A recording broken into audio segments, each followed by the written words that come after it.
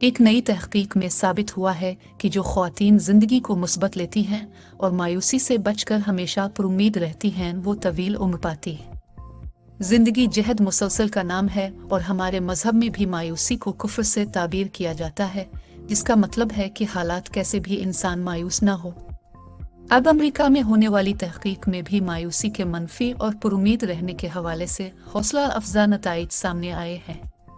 यह तहकीक हार्वर्ड चीन स्कूल ने की है, जिसकी सरबराह यूमी कोगा कहती हैं कि मुतनव्वे गिरोहों और बिलखुसूस ख़वातीन में बुलंद दर्जे की उम्मीद, हौसला और एतमाद उनकी ज़िंदगी को गैर मामूली तौर पर बढ़ा सकता है।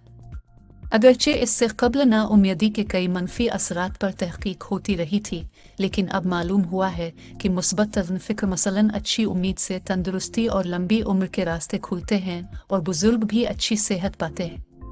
अमरीकी जेरियाट्रिक्स सोसाइटी के जर्नल में शाये तहकीक बताया गया है कि इंसान बिलखुसूस ख़वातीन पर उम्मीद रहकर 80 से 90 बरस तक भी पहुँच सकती है।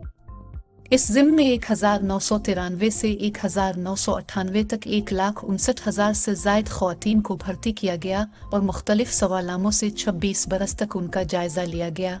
इस दौरान माहिरीन ने फॉलोअप भी जारी रखा, जिससे मालूम हुआ है कि मायूस ख़वातीन के मुकाबले में बहुत पुरुम्मीद रहने वाली 25% ख़वातीन की उम्र में 5.4% इजाफा देखा गया।